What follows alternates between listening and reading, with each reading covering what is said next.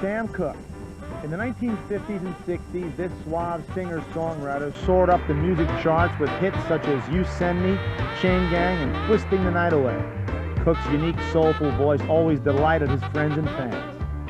The fact that Sam Cooke was loved and admired by almost everyone who knew him made the bizarre circumstances of his death particularly shocking. On December 11, 1964, the 33-year-old pop singer was shot dead in a sleazy motel in South Central Los Angeles. He was a brilliant talent, a really smart businessman, a really handsome man, and he screwed it all up over sex. On this episode of Mysteries and Scandals, we'll reveal a side of Sam Cooke that few people ever witnessed. Sam had a couple of personalities. Sam got angry, he blew. And we'll examine the forgotten clues and radical theories that may explain what really happened that fatal winter night. As far as mysteries go, this death was definitely a setup. Muhammad Ali made a statement, you know, he was a good friend of Sam's. If that was Paul McCartney who was killed, they'd be investigating it. I'm A.J. Benza. Join me as we explore the charmed life and chilling death of music legend Sam Cooke.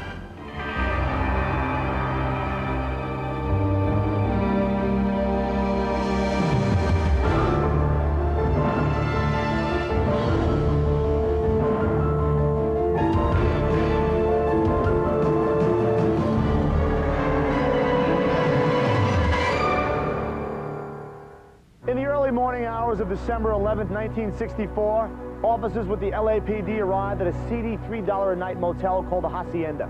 A black man wearing only an overcoat and one shoe was dead on the floor of the motel manager's room. A .22 caliber bullet had been fired straight through his heart. It took about 12 hours before police realized that the victim was 33-year-old pop and R&B singer Sam Cooke. How Cooke wound up at this grisly scene remains a mystery today. Laurie Jacobson is the author of Haunted Hollywood. Was this success gone to the head of a young man? It was so shocking that he died in this fashion. Sam Cooke was born in Clarksdale, Mississippi on January 22, 1931. He was the fourth child of Reverend Charlie Cooke and his devoted wife, Annie Mae. During the Great Depression, the preacher moved his family north to Chicago, Illinois. Lee Bay is a writer for the Chicago Sun-Times. He comes up to the big city during the Great Migration, just like my parents did. My father was friends with Sam Cooke. They grew up together on the same block. Sam Cooke's manager, Jess Rand. Sam's family had tremendous religious roots. And I know he had this love for his father and mother and his family. As early as age 5, Sam was singing in the choir of his father's church. As a child, he could understand that the power of his voice, that could have an effect on people. As a young man, Sam was a featured vocalist in several local gospel groups. In 1950, the 19-year-old singer became the star attraction of America's foremost gospel quartet, the Soul Stirrers. Singer Billy Vera. Part of what made him popular, which is ironic because he was singing in churches, was his sex appeal.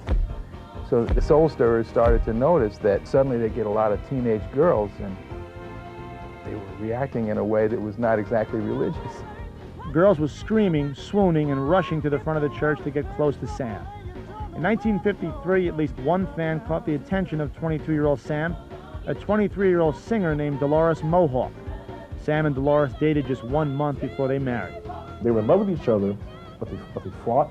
The marriage eventually ended in divorce. Sam's career was much smoother than his personal life, and after 7 years with the Soul Stirrers, the talented 26-year-old left the gospel group and branched out into pop music. Larry Auerbach was Sam's agent. The first club he played was a club in Brooklyn, New York called the Elegant, which was a tryout area for a lot of performers, right next to a cemetery, I'll never forget. So if you died there, you didn't have too far to go. Luckily, Sam survived his solo debut, and in 1957 he released the hit single You Send Me. Renowned radio personality Casey Kasem remembers the tune's mass appeal. You Send Me sold 1,700,000 copies, and of course it still sells today. It was a legitimate smash, went to #1. Rock and roll historian Steve Probst. It was more than just a record, it was a phenomenon. You know, it was really sort of summed up the pop teen sound on vinyl. In 1958, the 27-year-old crooner joined host Steve Allen on his popular television variety show. We always tended to resist the booking of people who were just hot and not good. Really good, Sam, and I want sincerely to congratulate you on your hit recording, and I'm very pleased to be able to present you at this time with something I know that all performers like to have. It's a gold record commemorating the million record sale of your big hit, You Send Me, and here it is. Thank you, Steve, and I'd like to thank you. You Send Me was just the beginning. In the next 7 years, Cooke released dozens of hits, including Wonderful World, Another Saturday Night, and For Sentimental Reasons. He could lay these records down in one take. The professionalism is just incredible. You heard one note on the radio, and you said, the Sam Cooke record. Although Sam's music was universally appreciated, Sam himself wasn't always accepted because of the color of his skin. Black performers were playing major white clubs and not allowed to even stay in the dressing rooms of some of these clubs. Dr. Mabel John was a fellow performer and friend to Sam Cooke. During that time, it wasn't fashionable nor legal for blacks and white to just mix together. And in those days, very few black artists could cross over into the white market. But here was son of a minister, come out of gospel music. He had all the right credentials to maybe make the crossover. He was a man with a lot of character, and he had style. He was classy and talented. And when he walked on stage, he was a perfect gentleman, but he was also a gentleman when he walked off. On stage and off, Gentleman Sam Cooke was a hit with the ladies. You want to talk about having charisma, women would be screaming all over the place, Sam, I love you, running up to the stage. Some of the places did have an ambulance out there waiting because they know somebody's going to faint. You know? Singer Lonnie Brooks was Sam's friend and former guitar player. They met by chance in the middle of a stampede. Sam came out off the stage and girls was after him, and he ran in the limo and he didn't lock the door. And so the girls stopped running in trying to grab him, so he went out the other side of the limo and he ran through the gate and asked me, can he share the cab? I said, sure, you know, and he got in. I was really too scared to say anything to the guy, because to me he was like a king or something, you know. In 1959, the 28-year-old king took a new queen, Sam's childhood sweetheart, Barbara Campbell. I don't know whether he was 100% happy with her, let me put it that way. I don't know if he wanted to get married. Sam Cooke's personal friend and business associate, Zelda Sands. Sam hurt her because he was running around, and she'd like to get even. One time I remember I was sitting there for dinner, Barbara, Sam, the kids, and then she just jumped up and said, well, I've got a date, and she left. And there I am with her husband and kids. He had 3 children, Linda, Vincent, and Tracy, and Vincent, was, of course, was the only son, and he was the son who drowned. The kid fell in a pool, drowned, and I think that just, that took a piece away from Sam Cooke that could never be replaced. And he threw himself into his work. He drank a little more, he ran a little more, he partied much more. But before Sam knew it, the party was over. After the break, we'll examine the last day of Sam's life. Was his death an accident, the result of some sinister plot, or was someone justified in killing Sam Cooke?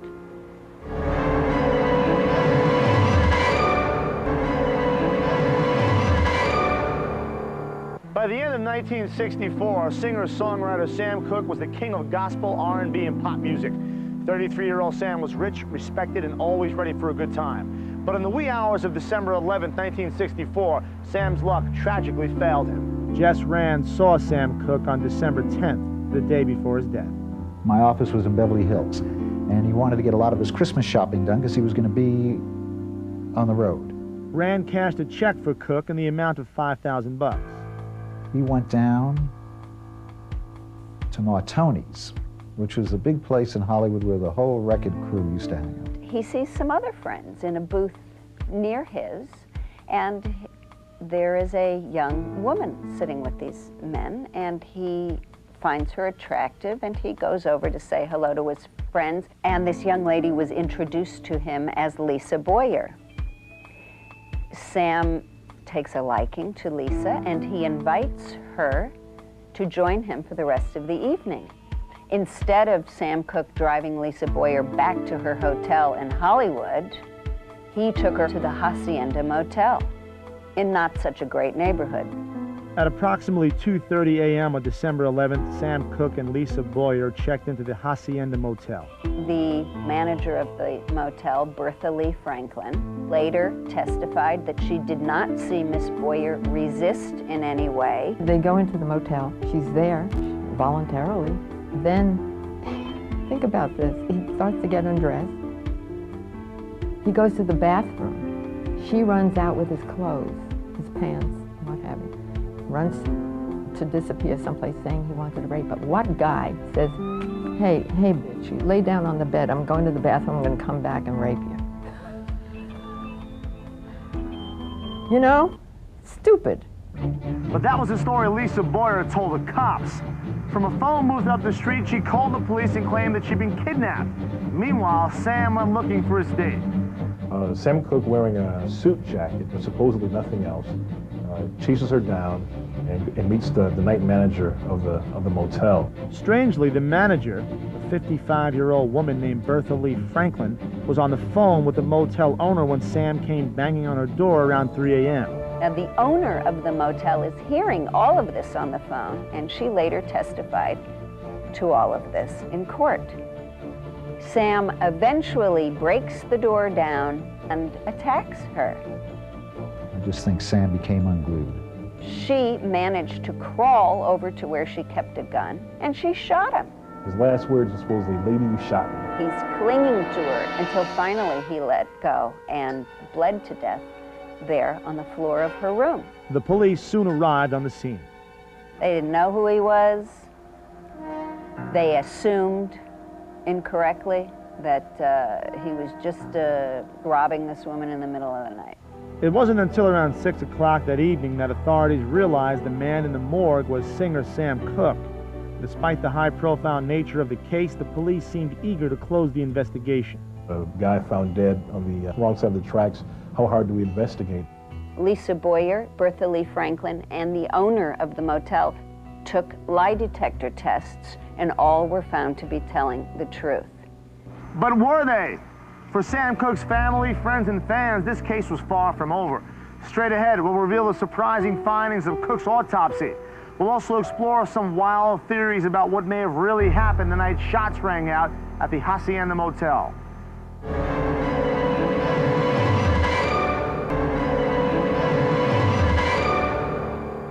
During Sam Cooke's 8 short years as a pop star, 29 of his songs were top 40 hits.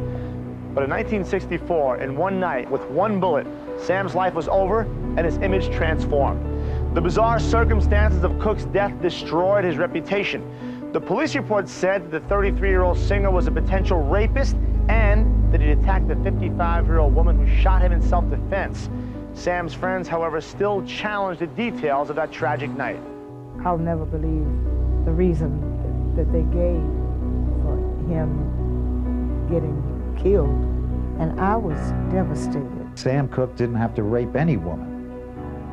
So because there were too many women who would rape Sam. It's a story that was met with a measure of doubt, and not just from African Americans, but I think from anyone who knew Sam, that it just didn't ring true. According to the coroner's report, Sam Cooke had a blood alcohol level of 0.14, nearly double the legal driving limit. Cooke's death was ruled a justifiable homicide. The coroner's inquest found the hotel manager not guilty of manslaughter, but it overlooks lots of details that were there. The autopsy also revealed that Sam had a 2-inch bump on the side of his head. The lump on the head was something more than you would get just by merely falling after being shot. The motel manager, Bertha Lee Franklin, claimed that after she shot Cooke through the heart, he lunged at her once more. She had 3 bullets left in her .22 caliber pistol, but Franklin testified that she put the gun down and hit Cooke with a wooden stick. Strange thing is, she shot him with a .22, and she had a .32 registered to her name, not a .22. As far as mysteries go, this death was definitely a setup. But why would anyone want to set up Sam Cooke? You had, at the time, in Sam Cooke, an African-American singer who, of course, was one of unusual talent. And Sam Cooke became one of the first black recording artists to start his own record company. You look at a guy who had the ability to divorce himself from the record machine and go around the country and put together his own shows. You can imagine that was a very terrifying thing to some people in 1964. Do you do something to pull the plug on this guy as a message to others? It leaves you with a distinct impression that there are some other forces at play here. There's no hard evidence linking anyone in the record business to the shooter, Bertha Lee Franklin.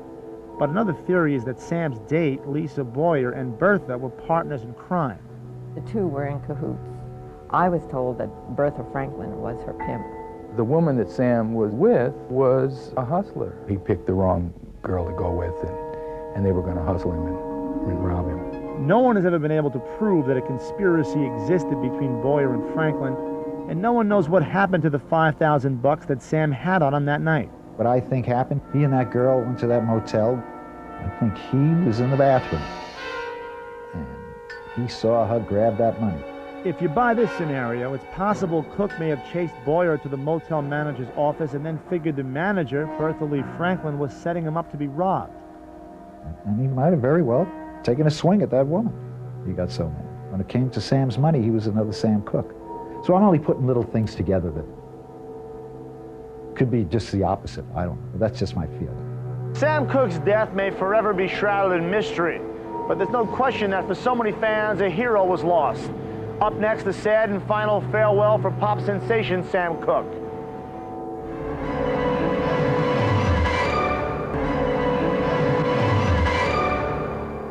When 33-year-old Sam Cooke was shot to death in 1964, the world lost a major musical talent.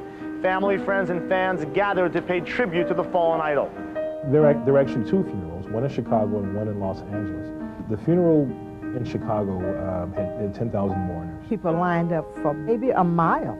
It made me feel so good to see that the people were coming out of respect to see him. But for those closest to Sam, his funeral buried the hope of ever finding out what really happened to him. It's one of those chapters in history that it's just unspeakably dark and frustrating that we'll never know the truth, and that people who do know the truth either won't speak or it's to their best ends not to speak. There's never been closure on this case. Maybe according to the law, a justifiable homicide, but let me tell you, before God, there has never been closure on this case. Motel manager Bertha Lee Franklin died 18 months after Sam was killed. And Sam's date that night, Lisa Boyer, was involved in another shooting in 1979 and was found guilty of second-degree murder. Despite the sordid details surrounding Sam Cooke's death, the purity of his music still shines through. The songs, the compositions, the style, the delivery, the relaxed delivery, influenced pop music, black music, rhythm and blues, soul music for decades to come. Darnell Chavez of the R&B group Solo has been influenced by the musical stylings of his cousin Sam Cooke. Style of singing of Sam Cooke is basically his phrasing and the soulfulness that he gives when he delivers a song. The way he sang it was so unique and so individualistic that it appealed to everybody. I mean, it cut across all lines. Sam understood the power of music. When Sam wrote and recorded Change Gonna Come, I think that was his contribution towards the civil rights movement. Change is Gonna Come is a thinly veiled civil rights commentary. For a guy to write a song like this, and it's just incredible, and it speaks to his genius. And I think because his death happened at a time when the nation was at least seen as a little bit more innocent. You get this sort of this bitter feeling of a stolen chance or missed opportunity. He was developing into a good performer. He had this boyish charm that everybody liked, and I think he would have stayed on top. If you want to gauge how big a star Sam Cooke was, in the few short years that he was singing popular music, he was one of the first 10 people put into the Rock and Roll Hall of Fame. Sam Cooke was a preacher's son with a taste for booze and bad girls, but he was also a loving father, a smart businessman, and a pioneer of civil rights. And the guy could carry a tune. I'm A.J. Benza. Join me the next time we take a stroll down the flip side of the Walk of Fame. Thought I was alone, thought I was in need. You've always been right there in my life to see me through. You taught me to love, you taught me to trust, you taught me nothing's impossible.